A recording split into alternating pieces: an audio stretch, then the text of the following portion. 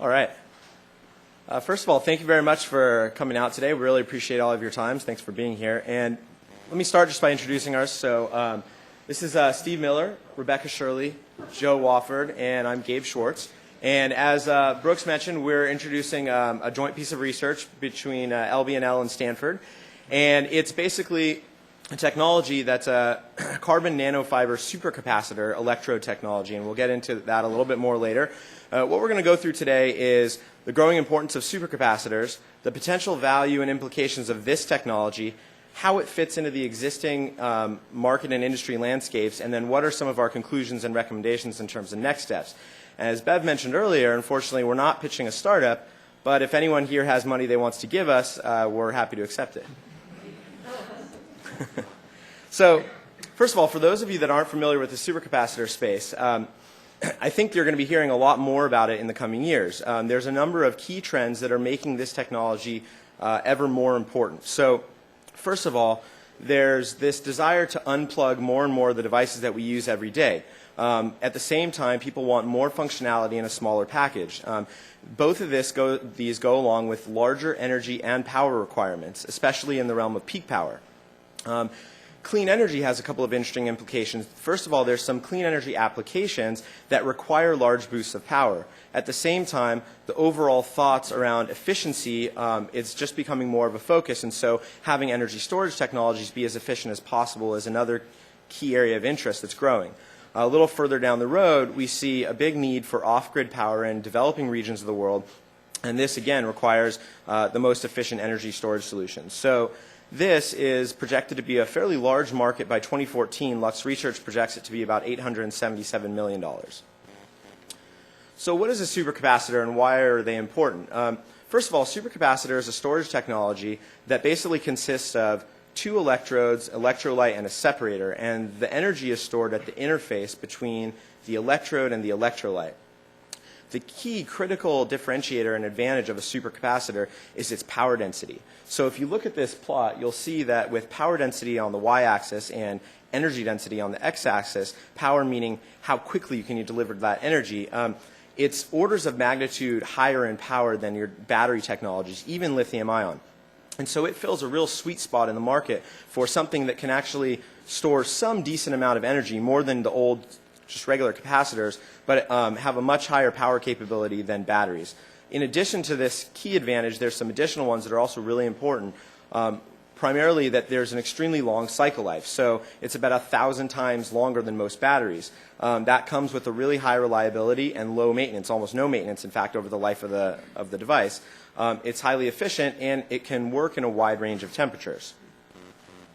So right now in the market, the reason that this isn't being used more widely, given everything that I just discussed, is that cost is a key market consideration and a major barrier for mass adoption. So we have an interesting trend going on. In the last 10 years, cost has come down about 90% for supercapacitors.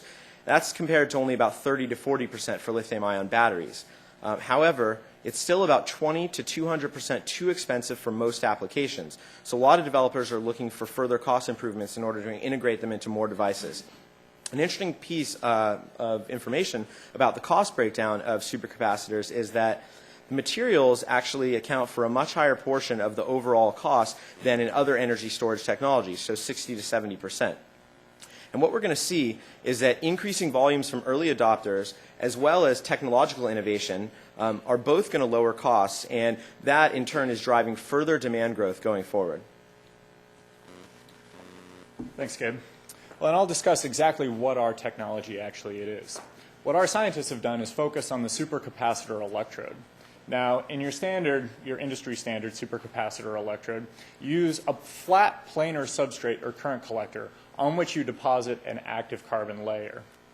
Now, what our scientists have explored is replacing this flat current collector or substrate layer with a three-dimensional metal foam instead.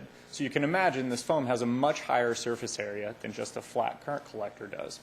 So what they've done is then subsequently deposit carbon on all of the interior and exterior surfaces of this foam. And this leads to a much larger increase, or a much larger quantity of actual active material in the electrode. Now the upshot of this is an increase in aerial performance. So essentially, you can make an electrode using this technology 1/3 smaller than you can the current industry standard. And you see just kind of a size comparison on the bottom of the slide. Now, how does this actually happen? Well, in a supercapacitor electrode, there's generally a trade-off between high power and high energy storage. For a high power supercapacitor, you generally make the active layer relatively thin. And this allows the ions in the electrolyte and the electrons in the electrode to get to where they want to be very quickly. And this allows for high power performance. If you would like to increase the energy the device can store, you generally would want to make this layer thicker. Unfortunately, when you do that, typically it takes longer for the ions in the electrolyte and the electrons to get to where they want to be. And this really hurts your power performance.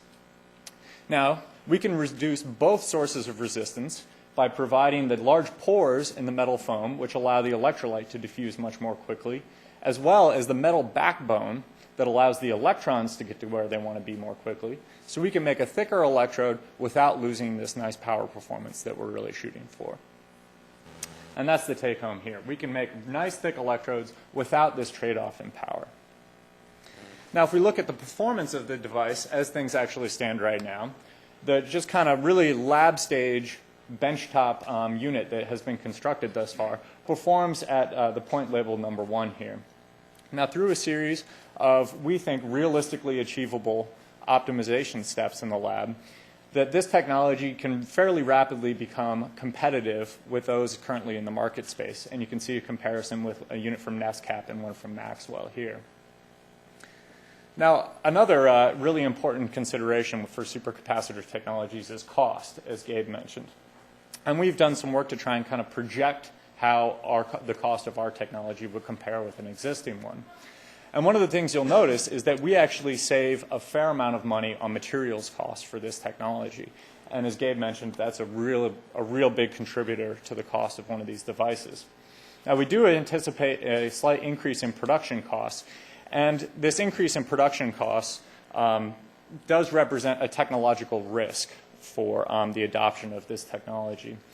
Now, our materials savings costs are largely due to the fact that we avoid the use of activated carbon, which is kind of the industry standard electrode material. Now, to recap kind of what our technology actually offers, we have an increase in energy density without a decrease in power, and possibly a cost savings. Now, we also have a differentiated process in that we don't use activated carbon, and this also offers a cost savings. Now, the take-home from here is that our technology can very well be cost competitive and performance competitive with just some simple optimization.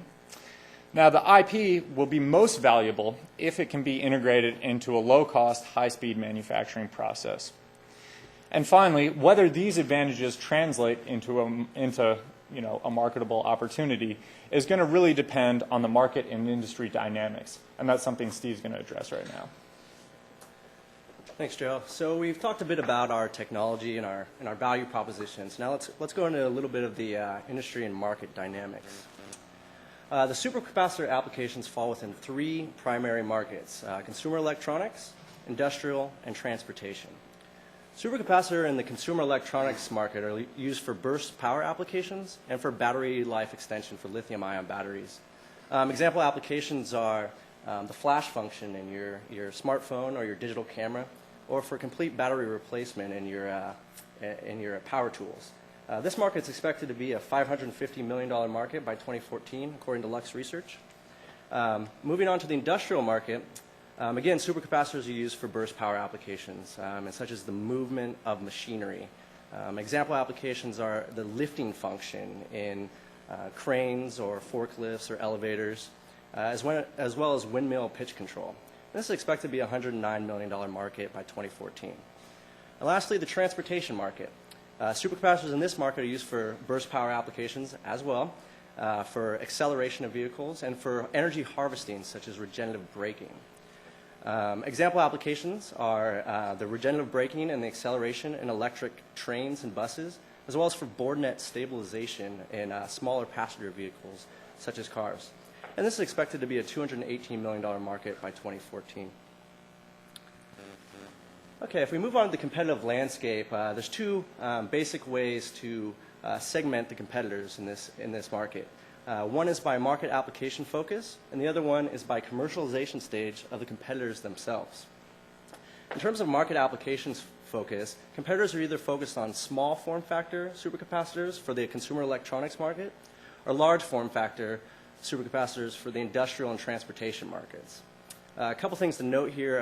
Panasonic currently dominates the market for consumer electronics, as you might expect.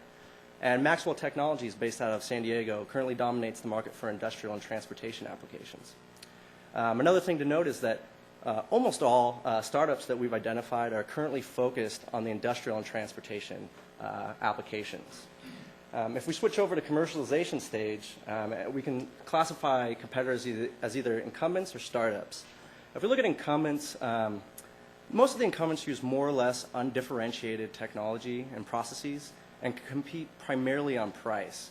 The point here is they're using their manufacturing scale to drive costs down. Let's contrast that with startups who are using differentiated processes, technologies, and materials to drive performance up.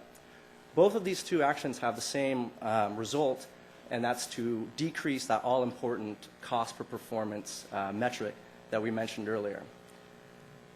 Now, last thing I'll mention is I'll just highlight the startups because their focus on cost and their resultant focus, in our opinion, on the industrial and transportation applications is something that we're going to come back to later on in our presentation and has relevance to our technology.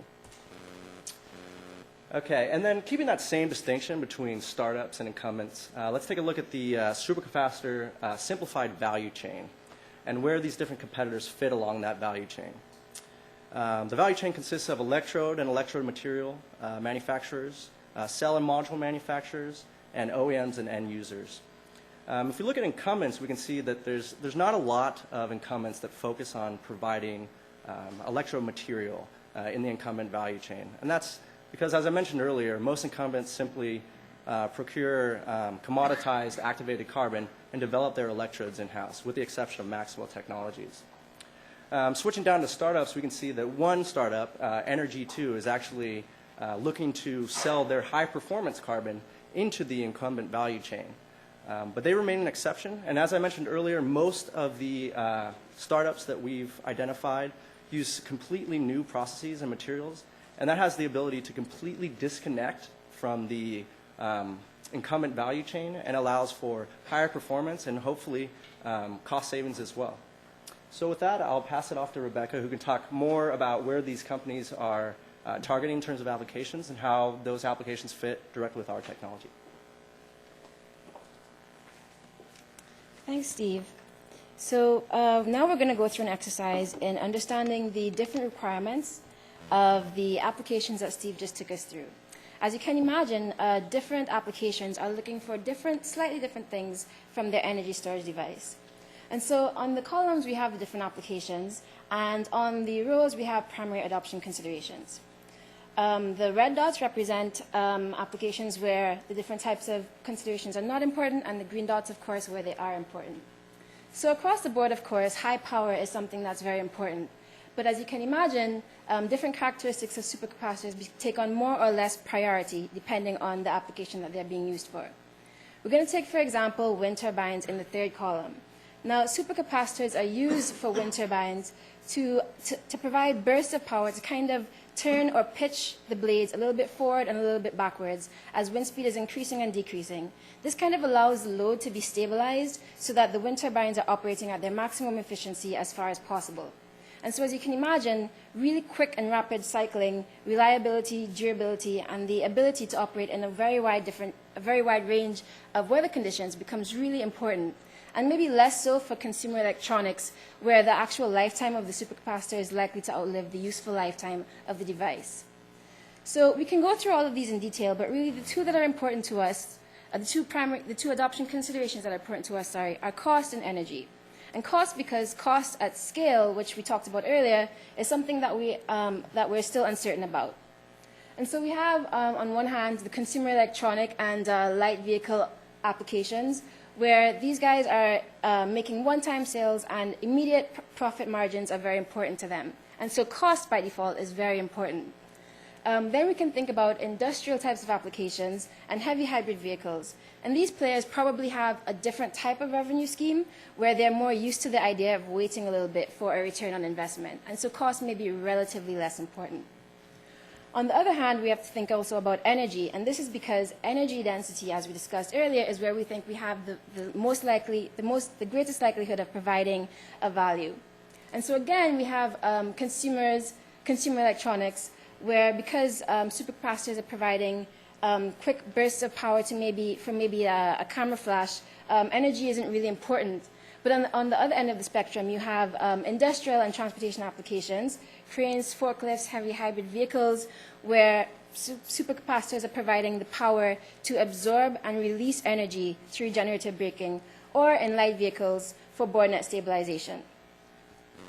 So we can expand this study and think about how our specific technology can target these specific applications.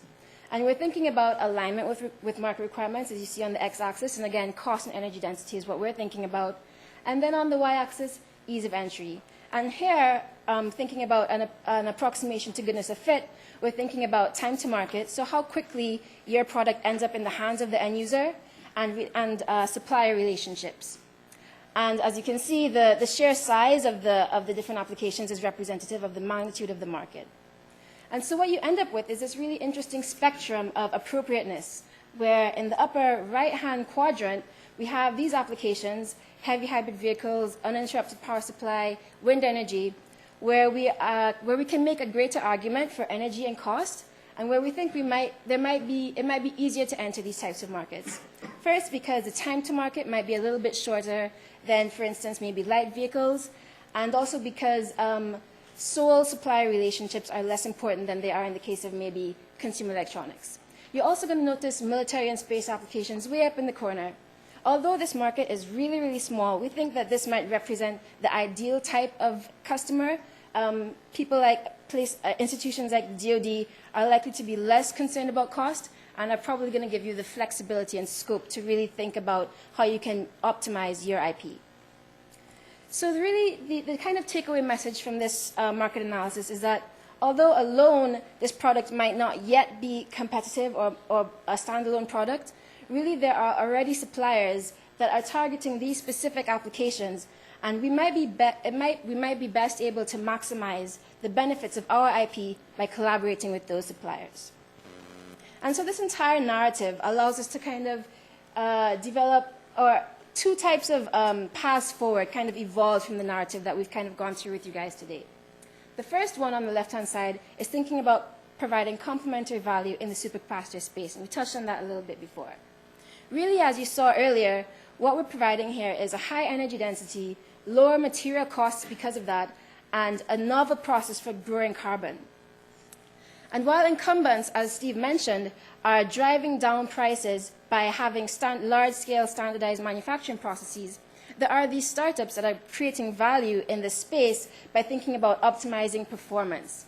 So these guys might be more willing to experiment with new types of materials, new types of processes, and in addition, they're not really targeting the heavily monopolized and commoditized consumer electronics space. Rather, they're targeting the less tightly wound industrial and heavy transportation applications where we think we can really fit in. So ways that you might think about approaching this space are maybe through licensing an IP to a startup or some other type of partnership. Now, another way that we can move forward is in thinking about broader market applications. And this is really interesting because at the crux and core of what our technology is, it's really a high specific surface area carbon. And there are some applications out there where that's exactly what they're looking for. We think about maybe water desalinization and metal recovery, where what you're doing is passing a solution through something that looks just like a supercapacitor, and you're allowing the carbon to abstract away either the impurities or the material that you're looking for. We think also about lithium-ion batteries, where the negative electrode is currently something like graphite, where lithium ions fit in between the sheets of carbon.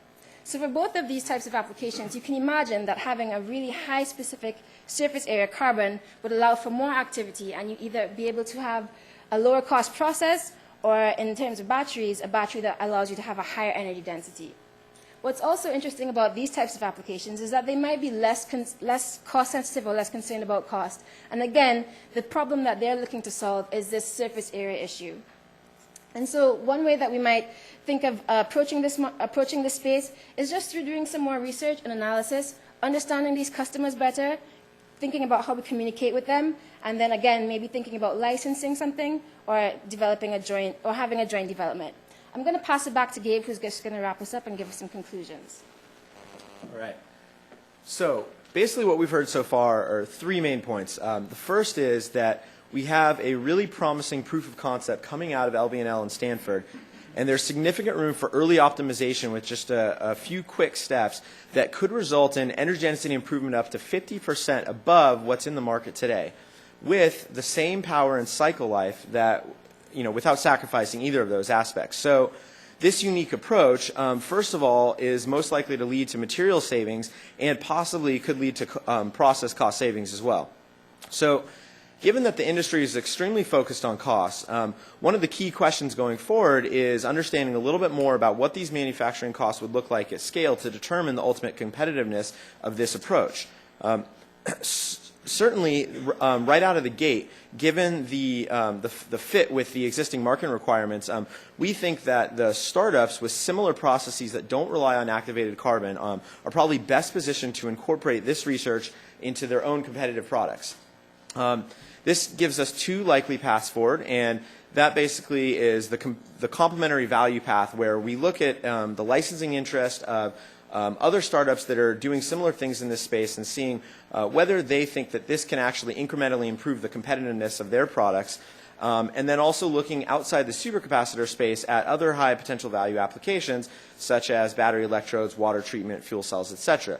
Now, the key thing here is that through many conversations with players in this space, we have uncovered that a lot of them are actively looking for new technology to evaluate, and they're happy to evaluate those and ultimately license them in if they can be integrated into their processes with the benefits. So given that, we think that this technology, with its unique approach and its advantages, could be exactly what one or more of these players is looking for. Thank you very much. With that, we'll open it up for questions.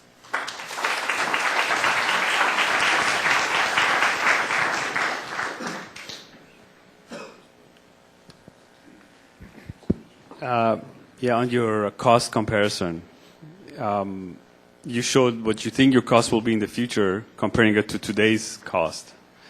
What do you think the today's manufacturers are going to be by the time you're ready? Yeah. Yeah. So great question. So first of all, yeah, that wasn't depicted really in the presentation, but that was one of the items that led us to recommend going into a company that's already active in the market and selling products into the commercial market today, because they could quickly incorporate, if you look back to one of our slides, we showed kind of some quick optimization steps that would get us up to a competitive level, and those are really quick, especially in the hands of a company that's already doing business. It's simple things like changing out the electrolyte and a few other steps of that nature. So we think that forming our own company, et cetera, probably would take too long. I think costs are projected to come down another at least 20% in the next year, and beyond that, it really depends on the volume or how much volume is out there based on the early adoption. So I think that basically it's going through that path of a player that's already existing, someone that can quickly incorporate into their existing devices that allows us to kind of catch that boat. Otherwise, the cost reductions are going to continue and move right past us. Great question. Thank you. I was wondering, you didn't do yourself much justice for the future market. According to Wedbush, the analysts I know, it's in the billions of dollars out there. I didn't know what Lux was saying in the next 15 years. And the other issue is the cost curve. If I looked at that, you were about 26 cents a microfarad to 50 cents on that one example.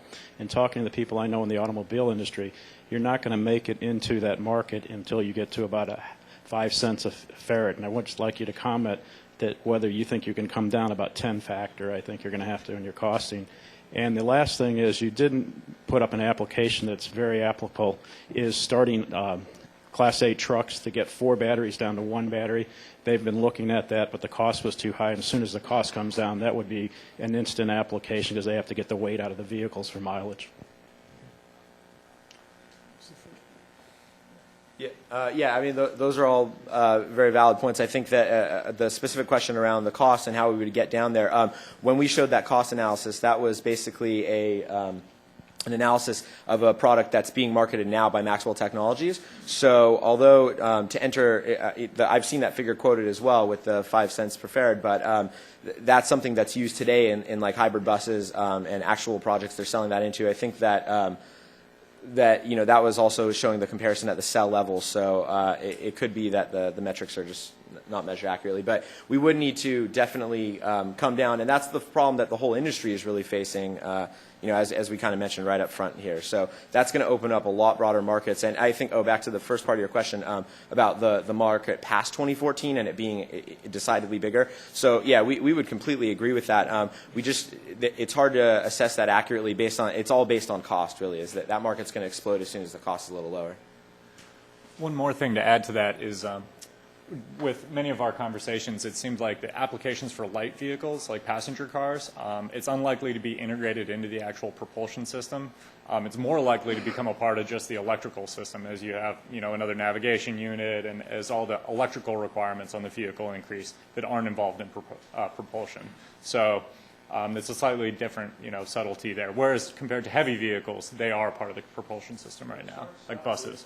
Europe is requesting next year. Some of them are using that with the battery combination versus, like a lithium battery. They have to have 2 batteries for the start-stops, and some are incorporating a supercapacitor. If you look at that market. Yeah, so we see that, and as some of the other startups that we talk to are specifically targeting those markets, working with a middleman, someone like A123, for example, who's basically creating an energy storage system that's part battery and part supercapacitor specifically to address those markets. And we kind of, for the purpose of this presentation, bundled that into some of the other heavy transport market. But yeah, it is a distinction. Thank you. And I would just say, add one other thing. We did see market projections to 12, even to $20 billion. And we took the more conservative approach, and we think a lot of those market forecasts were assuming that supercapacitor would actually replace batteries and become a competitor to batteries and encroach on the multi-billion-dollar battery market.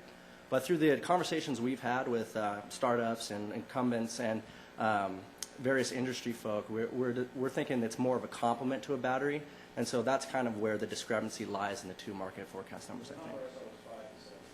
Okay. Thank you. Questions? Thank you guys very much.